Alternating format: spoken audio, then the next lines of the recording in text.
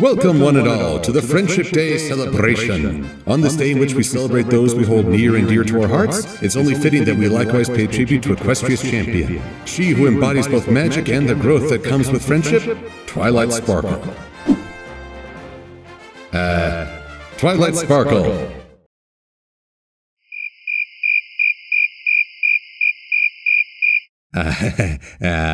Excuse me a sec.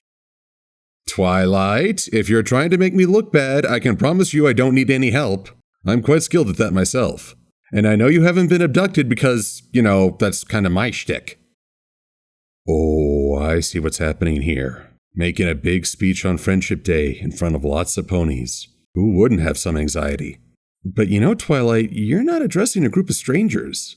These are ponies who are rooting for you, who recognize all that you've done, and I'm not just talking about the magical blasts that save Equestria. You've had an impact on ponies' lives, from educating the young to bringing the lost back into the fold. And you've given ponies a rallying point to form connections that otherwise would have gone untethered. None of this, I might add, has anything to do with that crown. This is a gift that you, Twilight Sparkle the pony, have given Equestria. And we can see it all by talking about your friendships. Oh, and don't worry about the crowd. Celestia's covering.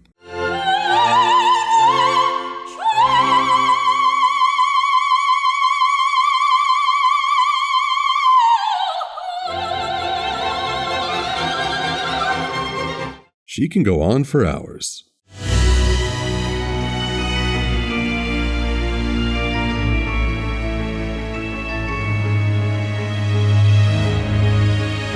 American industrialist Henry Ford once said, "My best friend is the one who brings out the best in me." In this regard, it's no wonder that Twilight has many best friends. The reserved, study-focused unicorn who introduced us to this world has come a long way. Though Twilight is not strictly defined by her relationships, she does show her best self by interacting with others. There's a core character who possesses a passion for learning, an innocent excitement for new experiences, and also a mature core that seeks to improve the world around her. For a long time, Twilight didn't recognize those traits herself. Yet by venturing forth into a bigger world, Twilight has shown more and more of her strengths and flaws. And it all started with her number one assistant. Spike was Twilight's best friend before she even realized she wanted friends. He was there at the moment her future started to unfold, and I imagine he'll be there for ages to come. I'd argue that Spike is the most loyal of Twilight's friends, even more than the main six. After all, Spike will openly defy Celestia's orders if it means helping Twilight. Even the other ponies hesitate with that. It's not just a tribute to Spike that he goes to such lengths for Twilight. It's a testament to the relationship that Twilight can inspire such devotion. Fans tend to define their relationship as either mother and son or elder sister and little brother. I'm more inclined towards the latter. While Twilight can certainly show maternal worry, Spike, stop! Think of the stomachache! Spike isn't above tormenting her as a little brother would his sister, and their dynamic is pretty far-reaching. They can get on each other's nerves. 0.5? Isn't that like lesson 1? Ah! Enforce strict rules. It's mine! Stop it! Never! Or lecture one another.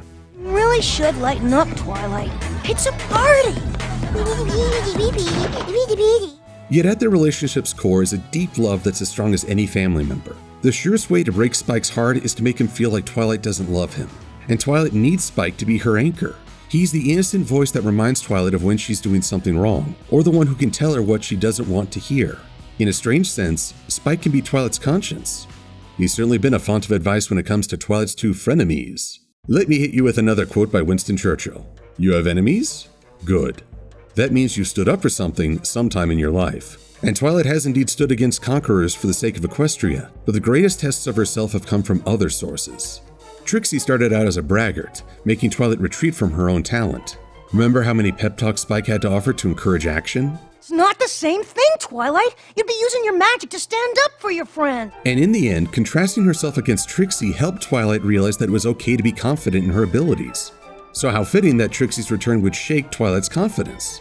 When her enhanced magic surpassed Twilight's, our young unicorn had a hard time admitting she couldn't measure up. Yet through this conflict, Twilight gained an additional confidence. She and her friends didn't need magical super weapons to beat every threat. By relying on skill, cleverness, and one another, they beat a power that was far greater than Twilight. Yet Trixie provided at least one more challenge. She forced Twilight to acknowledge her own ego. I was wrong. I'm sorry. Speaking of checking her ego, how often has Discord taken Twilight down a peg? Now that she's a princess, maybe she's decided that she's too good for you. Discord has never missed a step to throw Twilight's title back in her face or undermine her plans. She wants a perfect day with her sister-in-law? Guess who's gonna interfere? She organizes a grand gala? He brings the worst possible guest. She enjoys a peaceful weekend? He does everything possible to stoke her envy. Yet without intention, Discord gives Twilight the chance to face parts of herself she might deny. Spike, I'm the princess of friendship. I don't get jealous. Certainly, we can all agree that Princess Twilight learned a valuable lesson here, that even she can have feelings of jealousy. That she should recognize said feelings rather than try to pretend that she doesn't have them. Both Trixie and Discord challenged Twilight not only in a test of power, but in terms of personality. Let's not fit either with a halo. They were both pursuing their own agendas, and I doubt Twilight's growth ever factored, but they've both helped her grow through conflict. It's also important to note that their own improvements are indirectly linked to Twilight. Fluttershy is Discord's link to becoming more empathetic, and Starlight Glimmer gave Trixie a reason to reject her envy. And it's important to remember Starlight's journey, since she's one of 3 redemption stories, all of whom centered around Twilight. But in fairness, all of them were a little rushed. Sunset Shimmer started out as a generic bully with a zapped good reformation. Yet by the second Equestria Girls movie, we got the hint that her attitude was a defense against the pressure. She was, for a time, living the life that Twilight had entered. Celestia's student, heir to power, facing many demands. She felt alone while Twilight rose thanks to her friends. Moondancer may be Twilight's equal in magical knowledge, but she got an F in social skills. Twilight had faced rejection before, but usually with the feeling that she had friends to fall back upon. What happens when you feel that there's nothing?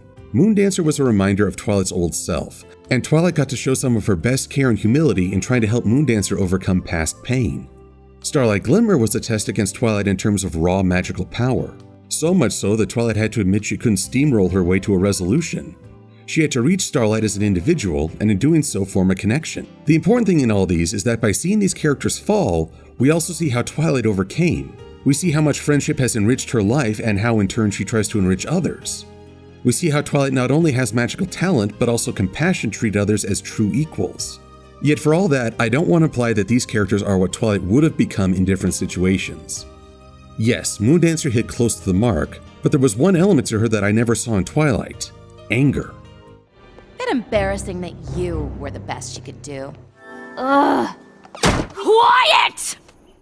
All these characters carry a burden. In the absence of love and support, they fill the gap and become much more aggressive. Even when Twilight wasn't invested in friendship, she never seemed to grow angry. All the ponies in this town are crazy! Well, okay, maybe flustered. Twilight's no stranger to anger, but she has the ability to let it go rather than let it fester. I think a lot of that has to do with Equestria's 4 royals, starting with her brother and future sister-in-law. Not only does Twilight flat out sing about how great they are, but there are moments in the series where we see that Twilight still looks up to them, especially Cadance. We see her trying to emulate her big sister, and Twilight's bro seems to have helped her enjoy fun early on. In fact, that shield spell she employs might be something she learned from her big brother.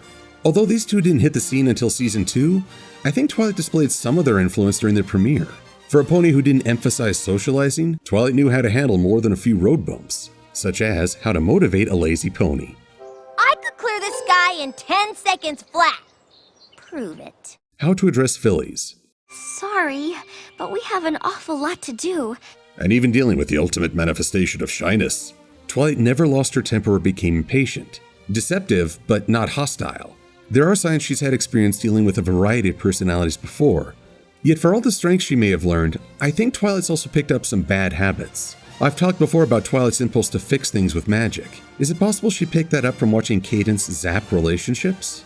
And though Twilight is good at issuing orders, she seems poor at delegating tasks to avoid being overwhelmed. Reminds me of a certain captain of the guard who would benefit from loosening the reins a little. But the ultimate question I ask is how Twilight has avoided so much of Canterlot's haughty attitude. Certainly, Cadance has helped her with self-confidence. You are anything but a regular old unicorn. But how has she remained humble in the wake of her increased role?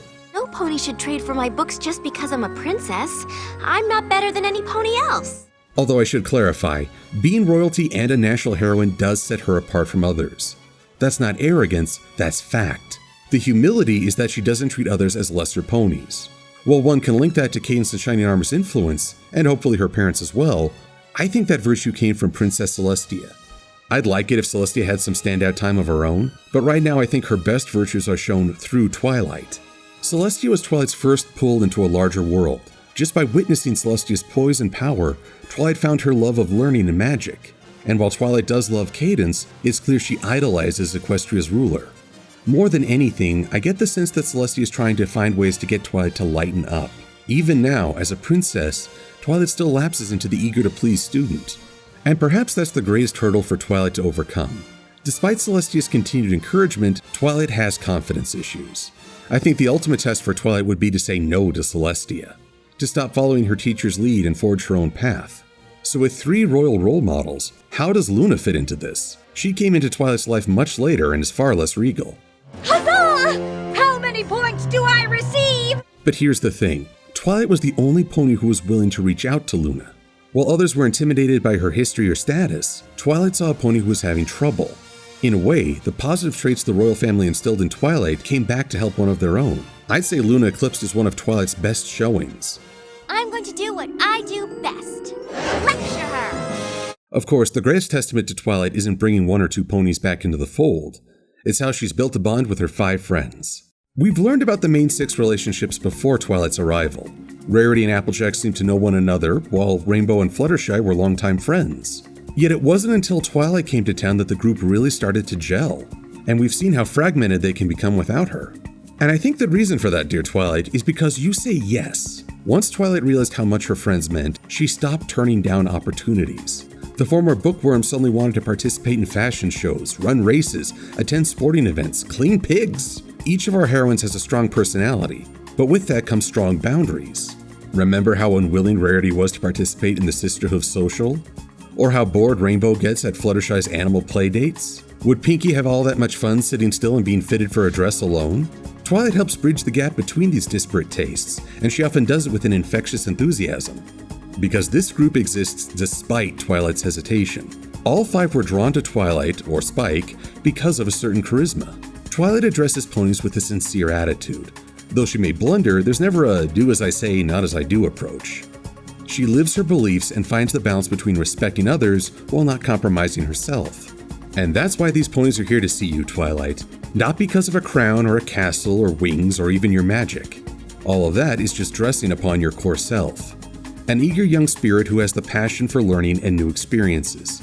A compassionate mare who sees others in trouble and wants to help with no thought of personal gain. A book-smart pony who stumbles during life lessons but emerges wiser and more mature. Today is a day to celebrate friends, and you've got a whole lot. But if you're still having doubts about going out there, or think that we don't believe in you, then I've got a little something to help. Was gonna give you this after the speech, but I think this will help you remember how much everyone is cheering you on.